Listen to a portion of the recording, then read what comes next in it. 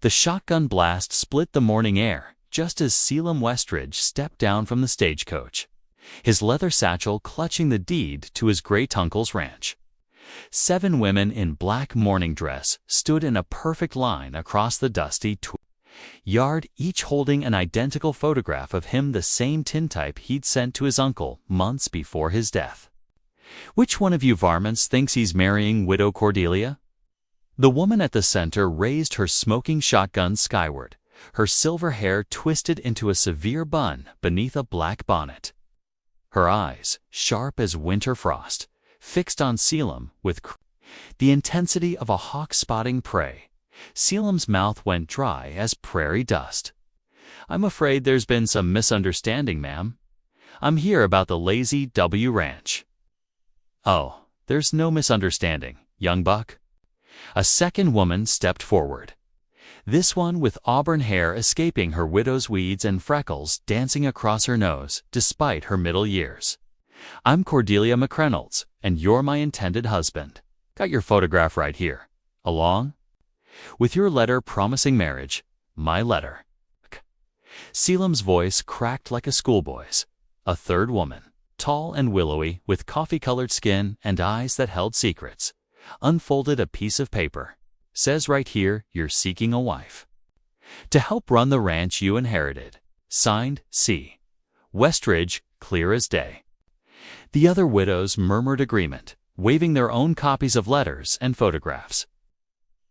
Selim's knees nearly buckled as understanding crashed over him like a flash flood. His great-uncle, Cornelius, had shared the same initial, the same last name, and apparently the same photograph Selim had foolishly sent. "Ladies, I believe my deceased uncle may have been overly optimistic about his romantic prospects."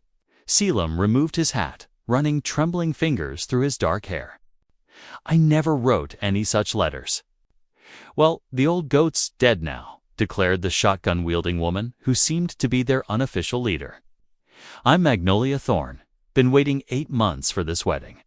You're here, we're here, and there's still a ranch needs running. But I can't marry all of you," Selim protested, his voice barely above a whisper. "Course not," snorted a petite woman with prematurely gray hair and hands stained with what looked like medicinal herbs. "We'll have to settle it proper-like. Competition," suggested the auburn-haired Cordelia, her green eyes sparkling with mischief.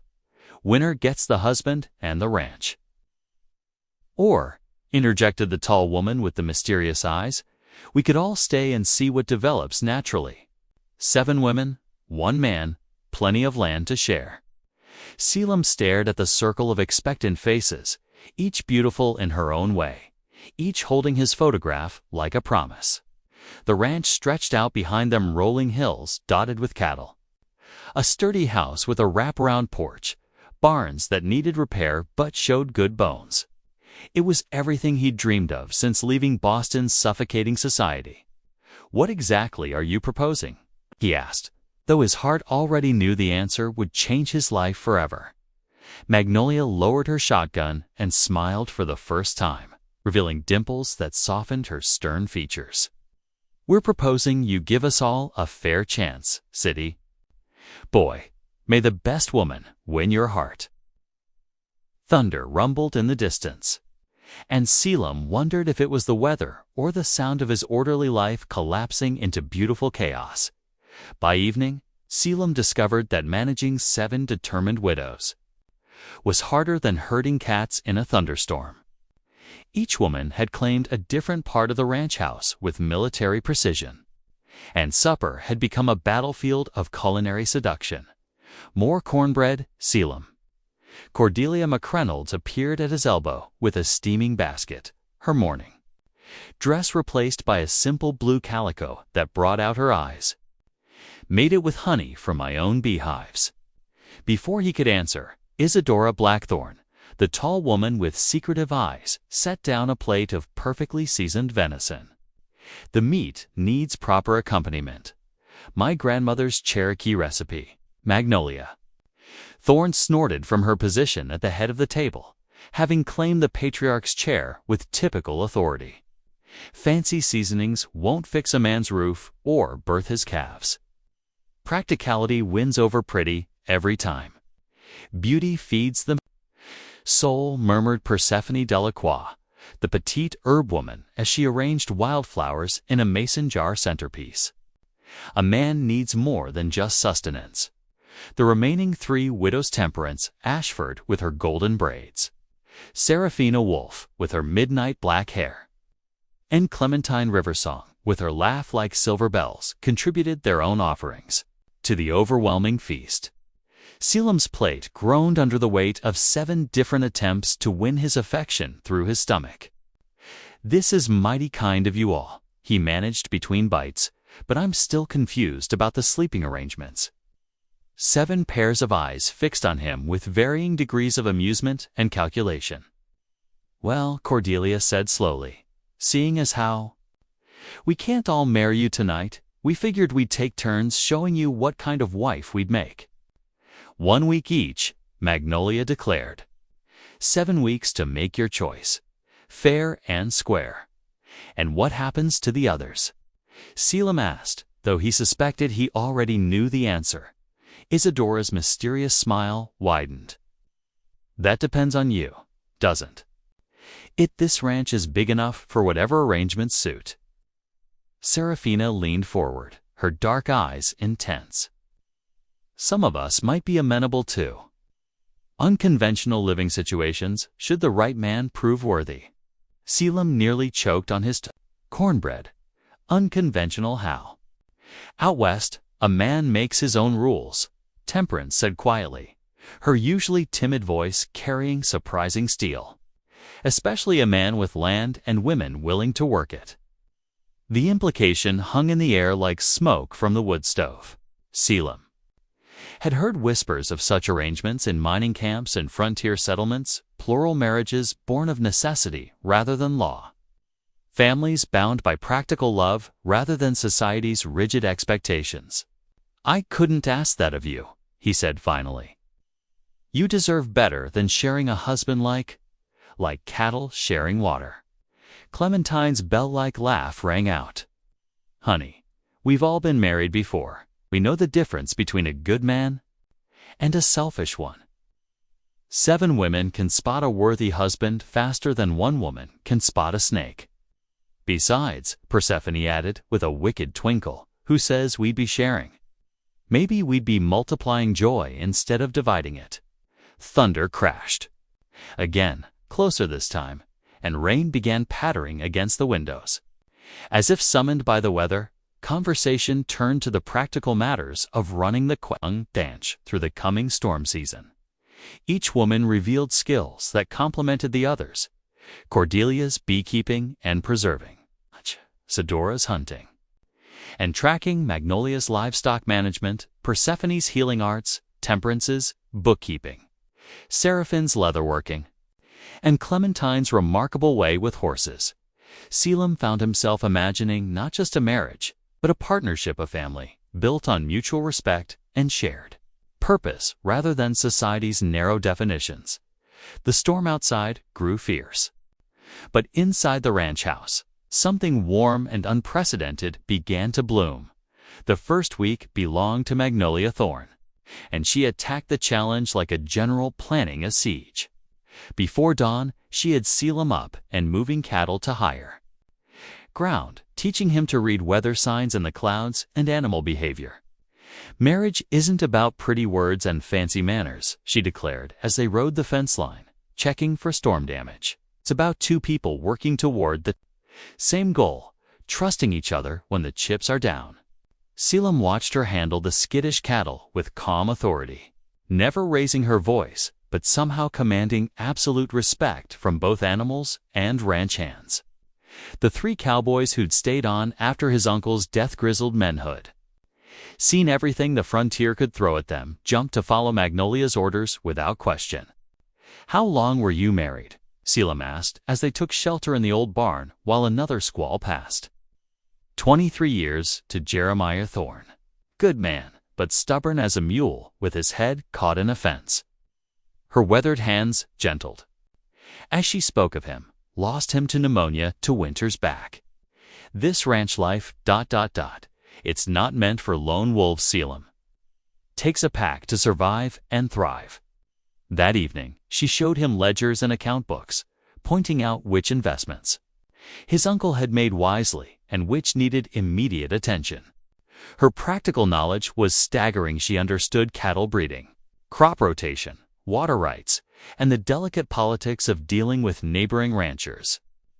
"I could make you rich," she said simply. "Question is whether you're man enough to handle a woman who speaks her mind and knows her worth." The second week belonged to Cordelia McReynolds, who approached courtship like she approached beekeeping, with patience, sweetness, and an understanding of natural rhythms. She woke him with coffee and fresh biscuits, then spent the morning teaching him about the fruit orchard his uncle had planted. "Bees know things," she said, watching the insects work among the apple blossoms. "They can sense a person's heart. See how they're not afraid of you? That means something." Her gentle nature proved deceptive. When rustlers attempted to steal cattle during the week, Cordelia calmly loaded her rifle and helped drive them off, never losing her serene smile. Later, as they sat on the porch watching sunset paint the mountains, she spoke of her late husband with fond remembrance rather than desperate grief. "I love Duncan McReynolds with my whole heart," she said. "Doesn't mean my heart can't grow to love." Again, love isn't a finite resource, Selim. It's more like honey. The more you share, the more you seem to have. The third week belonged to Isadora Blackthorne, who led him into the wild places beyond the ranch's borders. Half Cherokee and wholly mysterious, she moved through the wilderness like a shadow, teaching him to read tracks, identify edible plants, and understand the secret language of the land. "Your uncle knew these hills held more than cattle," she said, showing him a hidden valley where wild horses grazed. "There's silver in those rocks, clean water in the springs, and game trails that have been used for centuries.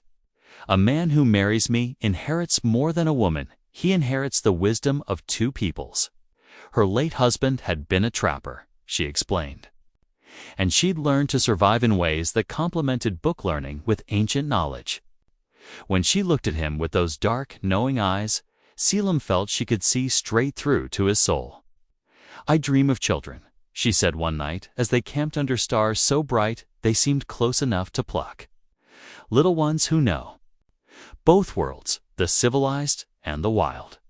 Is that a dream you could share?" By the end of the third week, Selim's head was spinning. Each woman offered something unique and valuable. But more confusing still was how they all seemed to genuinely like and respect each other. He'd expected jealousy, competition, cattiness. Instead, he found cooperation and sisterhood. Having second thoughts, Persephone Delacroix asked on Sunday evening as the women gathered to plan the fourth week. Selim looked around the parlor at 7 remarkable faces, each beautiful, each strong, each offering a different path to happiness. "I'm having 7 thoughts," he admitted. Their laughter filled the room like music. And he realized he was no longer trying to choose one woman. He was falling in love with an entire family. Persephone Delacroix's week began with a medical emergency that revealed the true depth of her skills. When one of the ranch hands was kicked by a horse, breaking his ribs and puncturing a lung, she moved with swift competence that put any city doctor to shame. "Hold him steady," she commanded Selim as she mixed herbs and prepared instruments, sterilized over flame. Her small hands worked with miraculous precision, inserting a reed tube to drain fluid from the man's chest while murmuring words that sounded like prayers or spells. "Where did you learn this?" Selim asked in wonder as the cowboy's breathing eased. "My husband was a doctor who believed in combining book learning with folk wisdom," she explained, cleaning her instruments with the same meticulous care she'd shown during the procedure. "I studied alongside him for 15 years before the fever took him. Out here, that knowledge keeps people alive." The rest of her week revealed layers of healing arts-treating cattle diseases, helping a neighboring ranch wife through a difficult birth, and creating medicines from plants that grew wild on the property. Her herb garden was a masterpiece of organization, with dozens of varieties carefully tended and harvested. A ranch needs someone who can heal both body and soul, she said one evening as they walked among her moonlit plants. I can birth your children, tend your animals, and keep your family healthy in ways that go beyond doctoring. When she looked at him with those knowing eyes, Selim felt she could see illnesses he didn't even know he carried, not just in his body, but in his spirit. Temperance Ashford's week showcased quieter strengths. While the other women had demonstrated dramatic skills, Temperance revealed herself as the backbone that held everything together. She showed him ledgers that made magnolias look simple, detailed records of every penny spent and earned on the ranch over the past decade. Your uncle was not a careful businessman, she said diplomatically, pointing to columns of figures. But the foundation is sound. With proper management, this ranch could support not just one family, but several. Her golden braids caught the lamplight as she worked late into the night, creating budgets and projections that painted a picture of prosperity none of them could achieve alone. She'd managed her late husband's successful mercantile business, turning it from a simple trading post into the largest supply operation in 3 counties. I don't seek romance, she said honestly. I seek partnership. A good marriage should make both people stronger, more capable, more prosperous. Can you offer that kind of practical love? Serafina Wolf's week was a revelation of artistic passion, hidden beneath practical skills. A master leatherworker, she crafted saddles, boots, and holsters that were both beautiful and functional. Her hands, stained with dye and oil, created works of art from rawhide. Every piece tells a story, she explained, showing him a saddle decorated with intricate patterns that seemed to move in the firelight. Your story, if you choose me, would be one of beauty created from harsh materials, love crafted from difficult circumstances. Her late husband had been a cavalry officer, and she spoke of him with fierce pride tempered by practical acceptance of his death. I loved a warrior, she said. Now I need a builder, someone who creates instead of destroys. When she worked, her midnight hair fell across her face like a curtain, and Selim found himself mesmerized by the graceful movements of her hands. She was creating a new saddle wand designed specifically for him, though she claimed it was merely practice. Art and life should be inseparable, she murmured. Everything we touch should be made more beautiful by our presence. Clementine Riversong's week brought laughter back to the ranch. Her gift with horses bordered on supernatural animals that had been skittish and difficult became calm and responsive under her touch. She taught Selim to communicate with them through touch, breath, and intention rather than force. Horses know truth, she said, watching a formerly wild Mustang eat sugar from her palm. They can't be fooled by pretty words or false promises. If they trust you, it's because your heart is genuinely good. Her late husband had been a horse trader, and together they'd built the finest breeding program in the territory before influenza claimed him. Now she wanted to rebuild that dream with someone who understood that. True partnership meant respecting each other's nature rather than trying to break each other to harness. I want children who grow up understanding that strength and gentleness aren't opposites, she said one evening as they watched foals play in the meadow. Can you be both fierce and tender, Selim? 'Cause that's what this life demands. As the 7th week approached, Selim realized his problem wasn't choosing between 7 remarkable women, was figuring out whether his heart was big enough to love them all without diminishing any of them. The 7th week belonged to all of them together, and it began with an unexpected crisis that would test everything they'd built. A telegram arrived with news that sent shockwaves through their unconventional family. Selim's former fiancée from Boston, Victoria Pembroke, was arriving on the afternoon train with her father and a team of lawyers. Seems your city past is catching up with you, Magnolia observed, reading the wire over his shoulder. This Victoria woman claims you're still engaged to her and that this ranch rightfully belongs to her family through some business debt your uncle owed. Selim's blood ran cold. Victoria Pembroke represented everything he'd fled from Boston to escape society's rigid expectations. Loveless marriages arranged for financial benefit and a life of quiet desperation wrapped in silk and propriety. She's lying, he said firmly. I broke our engagement before leaving Boston, and my uncle never borrowed money from the Pembrokes. This is Victoria's father trying to steal what isn't his.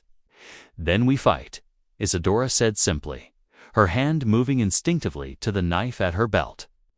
Not with weapons, Temperance interjected, spreading her ledgers across the kitchen table. We fight with law and truth.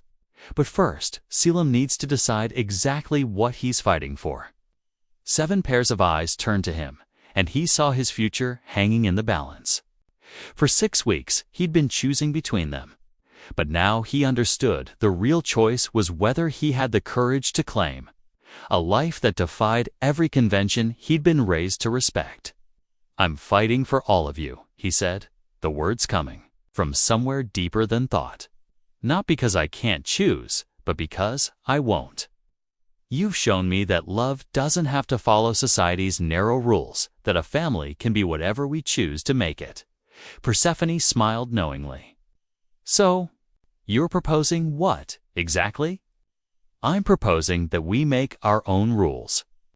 7 marriages, 1 family, shared love and shared responsibilities. If any of you can't accept that arrangement, I'll understand and provide for your future anyway. But if you're willing to be sister wives in all but law. Cordelia finished. To build something unprecedented. To scandalize 3 states and probably half the territories, Serafina added with a grin. Count me in, Magnolia declared. Always did enjoy a good fight.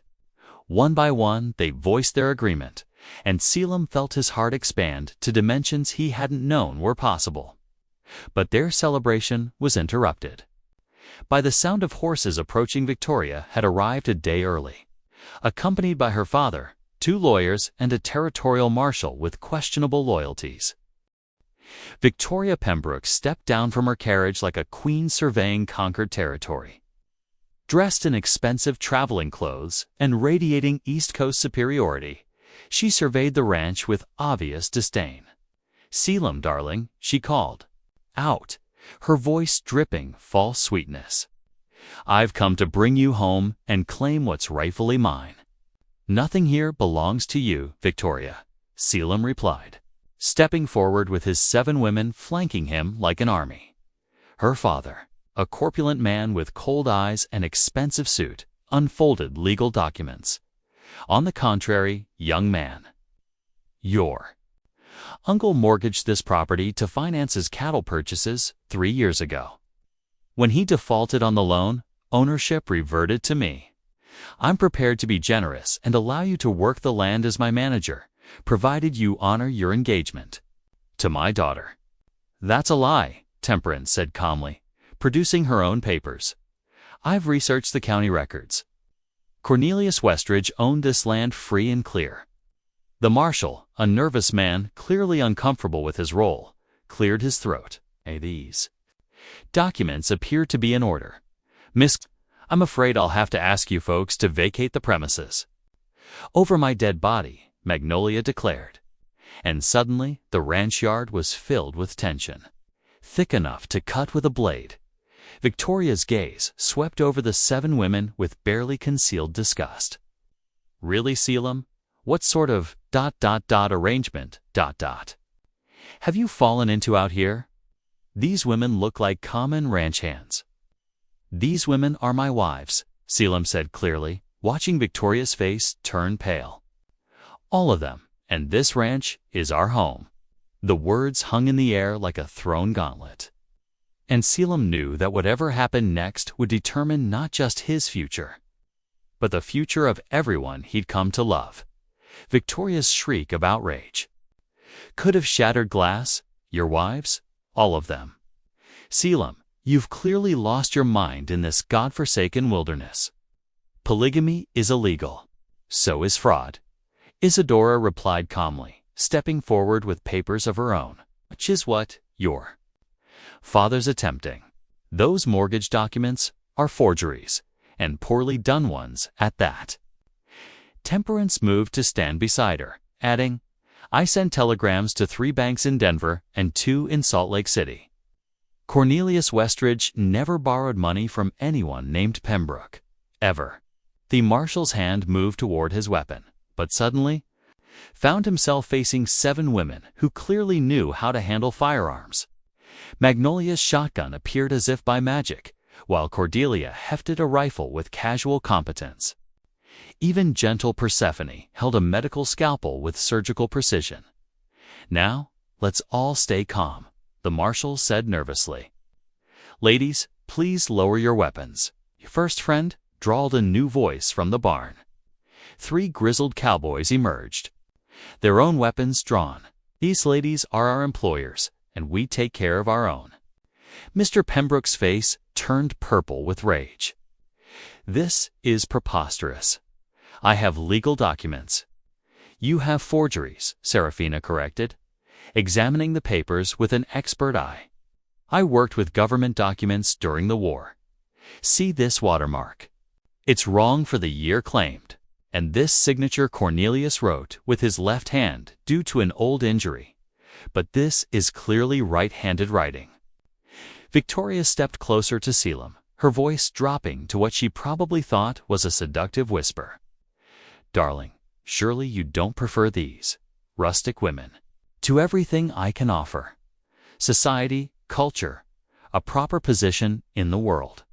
I prefer truth to lies, Selim replied, love to obligation, freedom to gold-plated cages. But polygamy isn't what we're doing, Clementine interrupted with her bell-like laugh. We're not legally married to him. We're just sharing resources and affection in a way that suits us all. It's called a commune, Persephone added. Helpfully, perfectly legal, if unconventional. The lawyers whispered urgently among themselves, clearly recognizing that their case was crumbling. The marshal looked increasingly uncomfortable with his position, especially as more ranch hands appeared from various corners of the property, all armed and clearly loyal to their employers. This isn't over, Mr. Pembroke snarled. I'll find a way to claim this land. Actually, it is over, said another new voice. Judge Harrison Caldwell rode up with a small entourage, his territorial authority unmistakable. I received some interesting telegrams about fraudulent documents being used to steal ranch property. The judge dismounted and examined the forged papers with professional interest. Sloppy work, Pembroke. Did you really think no one would check the authenticity of these documents? Your Honor, one of the lawyers began, we were acting in good faith. You were acting as accessories to attempted fraud, the judge interrupted. Marshal, I believe Mr. Pembroke and his associates need to be escorted back to town for questioning. As the Pembroke party was led away in disgrace, Victoria turned for one final attempt. Selim, please, I love you. No, Victoria. You love. The idea of controlling me, that's not the same thing. After the dust settled and unwelcome visitors departed, the 8 members of their unusual family gathered on the porch to watch the sunset. Selim looked around at the faces of the women who'd stood with him against threat and deception, and felt a contentment he'd never experienced in his privileged Boston life. So, Magnolia said practically, we've established that we're all willing to fight for this arrangement. Now, what exactly are we fighting for? How do we make this work day to day? Carefully, Temperance suggested. With rules and boundaries and honest communication. With patience, Cordelia added, and acceptance that some days will be harder than others. With adventure, Isadora grinned, the understanding that we're creating something entirely new. With healing, Persephone contributed for all the places we've been wounded by conventional expectations. With beauty, Seraphina murmured, "In everything we build together." With joy, Clementine finished, "Because love should make us laugh. More, not less." Selim took a deep breath, looking out over the land that was truly his, now, surrounded by the women who'd become his heart. "Then, let's build something worth fighting for." 2 years later, the Westridge Ranch had become something of a legend throughout the territory. Visitors came from hundreds of miles away, some drawn by curiosity about the unconventional family arrangement, others by the remarkable prosperity and innovation the ranch had achieved. The main house had been expanded with 7 individual suites, each reflecting the personality of its occupant, connected by common areas that served as the heart of their shared life. A second house had been built for the growing number of children, 3 babies born within 18 months of each other, each welcomed with equal joy regardless of which mother had carried them. Selim stood on the expanded porch, watching his wife's work in harmonious coordination. Magnolia supervised the cattle operation that had tripled in size, while Cordelia's orchards and apiaries supplied honey and fruit to 3 counties.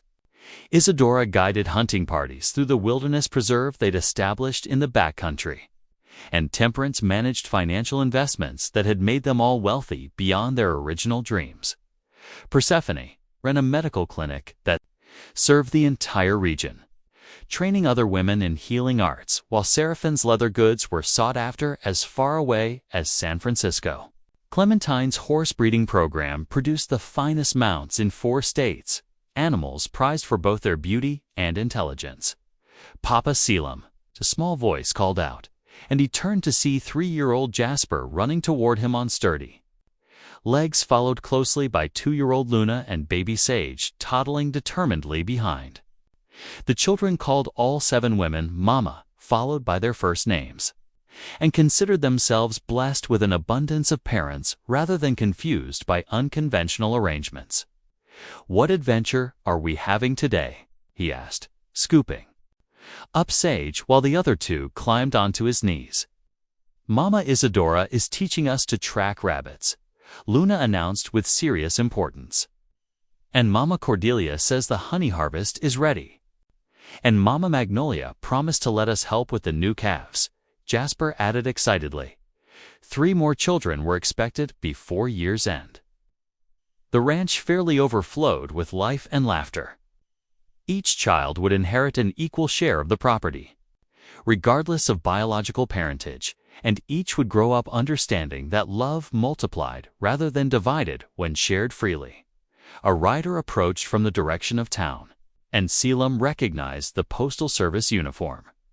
The mail carrier had become a frequent visitor, bringing correspondence from all corners of the country as word of their unique community spread.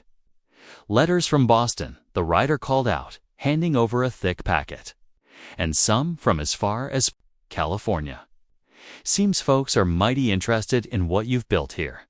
Among the letters were requests from other women seeking to join their community, marriage proposals from men hoping to establish similar arrangements, and even inquiries from Eastern newspapers wanting to write about their experiment in frontier family life.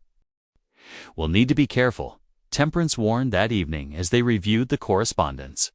"Success brings attention, and attention can bring trouble. Let trouble come," Magnolia declared. "We face down everything from rustlers to fraudulent lawyers. We can handle whatever challenges come next. The question is whether we want to expand," Cordelia said thoughtfully. "Some of these letters are from genuinely desperate people seeking what we found." They debated long into the night, eventually deciding to welcome carefully chosen additions to their community, women who needed refuge, men who could contribute to their collective prosperity, families seeking alternatives to society's rigid expectations. By the ranch's 5th anniversary, they'd become the foundation of an entire settlement. The town of Harmony Springs grew up around them, populated by people who'd chosen cooperation over competition, shared resources over individual accumulation. Selim, now 32 and graying at the temples, looked around the dinner table at his extended family, 7 wives who'd become dearest friends, 12 children ranging from infants to teenagers, and the promise of even more growth in the years ahead. Any regrets? Isadora asked quietly, as if reading his thoughts. He considered the question seriously. There had been challenges, jealousies to navigate, societal condemnation to weather, practical complications that required constant communication and compromise. But regrets? Only one, he said finally. I regret that it took me so long to find the courage to choose love over convention. Magnolia raised her glass of Cordelia's honey wine. 2 choices that create families instead of destroying them. 2 love that multiplies instead of divides, added Persephone. 2 building something beautiful together, concluded Seraphina, as laughter and conversation flowed around the table, punctuated by children's voices and the soft lowing of cattle in the distance. Selim reflected on the photograph that had started it all. His great-uncle Cornelius had been a dreamer and a schemer. But perhaps he'd also been a visionary. Sometimes the best inheritances aren't land or money, but possibilities, the chance to create something unprecedented, to love without limits, to build a family that defies every convention and succeeds through sheer determination and mutual devotion. The ranch would endure for generations, passed down through children who understood that true wealth lay not in individual accumulation, but in shared abundance, not in exclusive possession, but in expansive love. And in the evenings, when 7 remarkable women gathered around their husband to plan the next day's adventures, their laughter carried across the valley like a promise that unconventional families could not only survive, but thrive beyond anyone's wildest dreams.